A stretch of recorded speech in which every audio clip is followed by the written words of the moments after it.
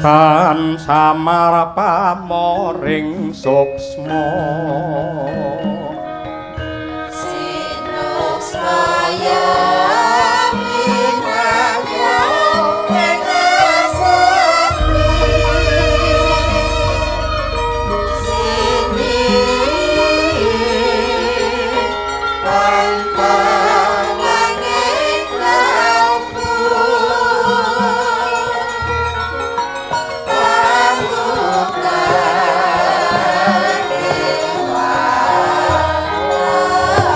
wancine tengah wengi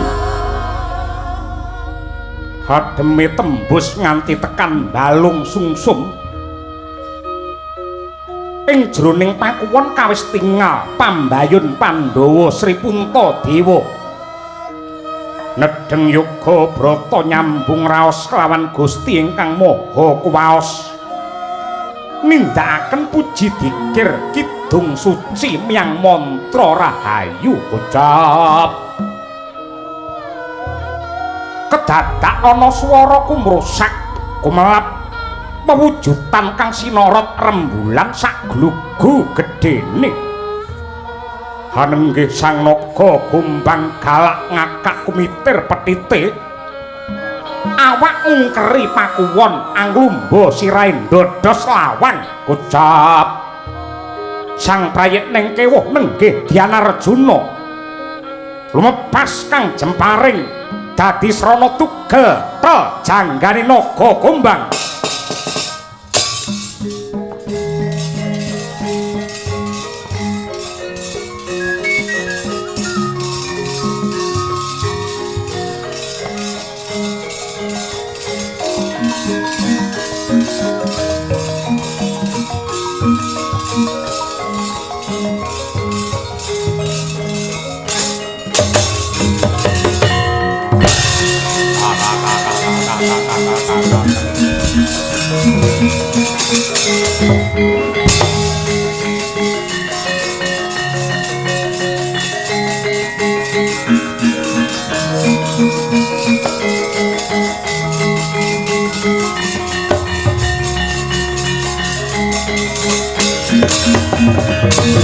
Citra bala kang tumingal sampuh samya madali lir tatet wileting gada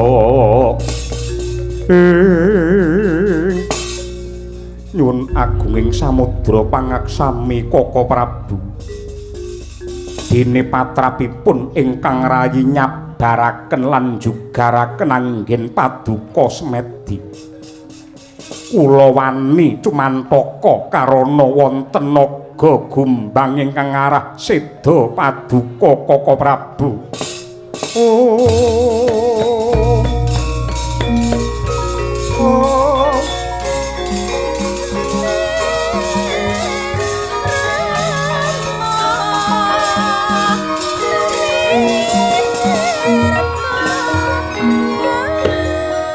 Dimas Bagus Arjuna mawali-wali mawantu-wantu pun kakang wis paring dawuh marang kabeh kadang Pandhawa sajroning paukuman Wanaprastha iki sepisan aja gawe kapitunan utawa gawe rugi angka loro aja nganti gawe pepati aja meneh kok sipate menungsa nadyan sipate kewan ora kena diperjaya nanging si Adi wis ntrajang pranatan mau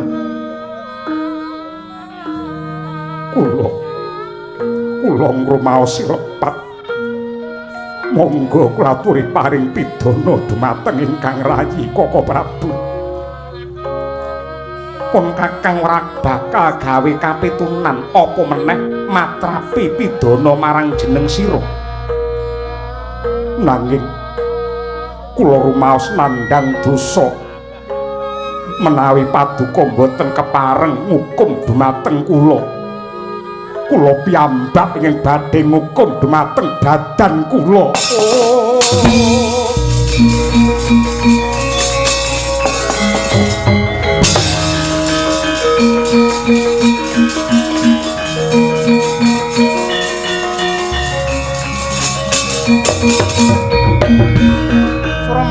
Dewang kara kingken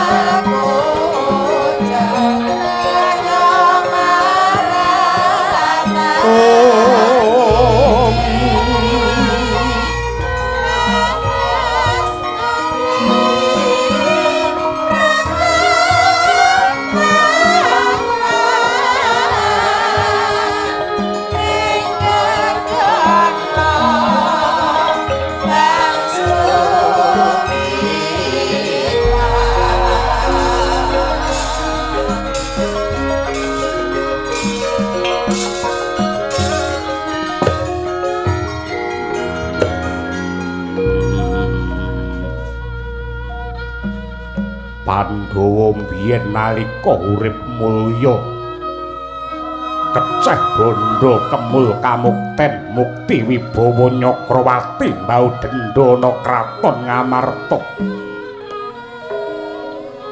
sumpahe kaya ndhok sapetarangan mukti siji mukti kabeh mati siji liyane mbelani ning nyatane bareng dina iki urip neng alas kabeh padha keluwen sing luwe ora mung wetenge ning atine kabeh melu kaliren ketitik lamprong lunga Pandhawa liyane begegek kaya tugu waja rumangsa ora kelangan karepe piye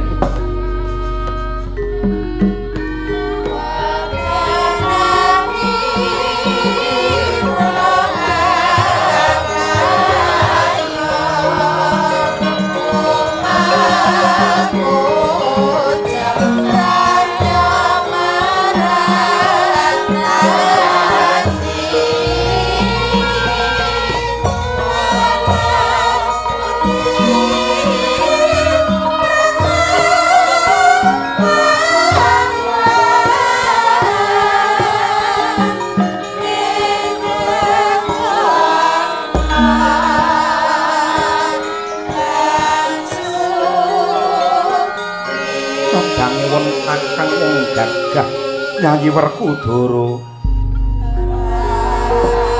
aja kleru anggen munggagapi lelakon iki ya Di watake adimu Arjuna iki mau patut minangka tepa tuladha ketitik ora rebut bener nanging malah rebutan luput ora rebut bener nanging rebutan keluputan lan kepara gelem ngukum karo awake dhewe merga rumangsa kleru iki kena kanggo tepo tulodo upamane Sentana lan pejabat negara watake kaya Arjuna mendah kaya apa apike.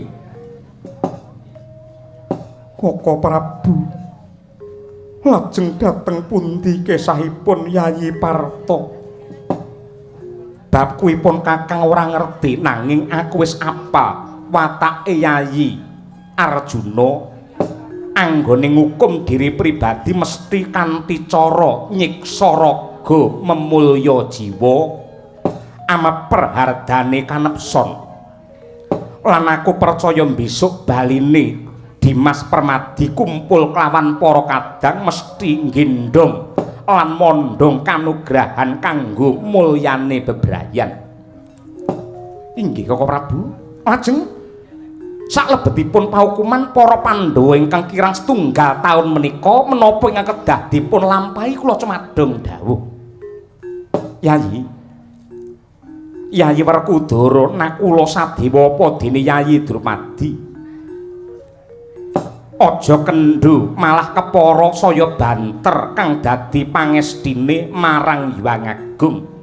Saya kenceng panembahe marang pangeran lan upamane ana ingkang gawe kapitunan lan jahil kelawan Pandhawa aja nganti ndok tanggapi kanthi rasa serik nanging walesen kanthi gedene welas asih.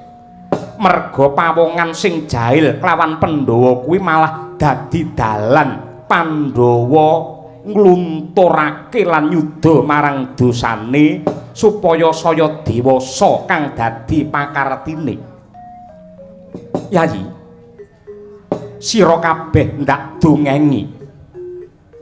Sira kabeh ndak dongengi lelakone peksi Garuda ingkang gedhe wujute. Nalika Garuda mau mabur ana kewan cilik ya kuwi manuk gagak ingkang mancik ana gegere Garuda banjur nyokot sirahe Garuda saka mburi. Nanging Garuda mau ora nesu lan ora nanggapi malah kepara mbukak lare saya amba banjur mabur saya dhuwur.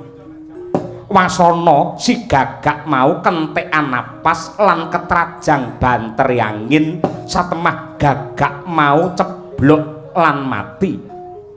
Yayi, lelakone Garuda iki mau bisa kanggo piwulang, bisa kanggo patuladan.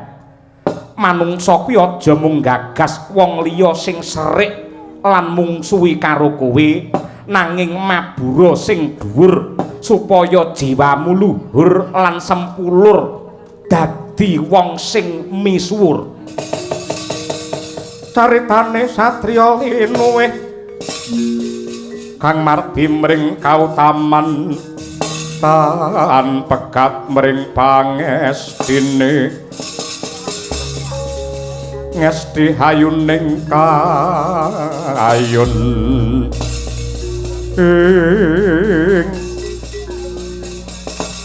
kadangku Pandhawa aja mandheg ayo saya nyaket kelawan pangeran. Nadyan tori palungguhan iki Pandhawa lelakone lagi peteng ning titenana. Peteng kuwi yen saya ndedhet iki mengko padange ndang jedul Yayi.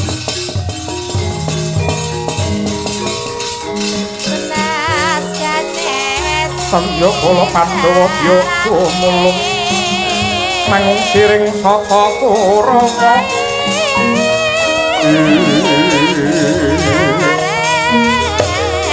Ambak kongke Srupati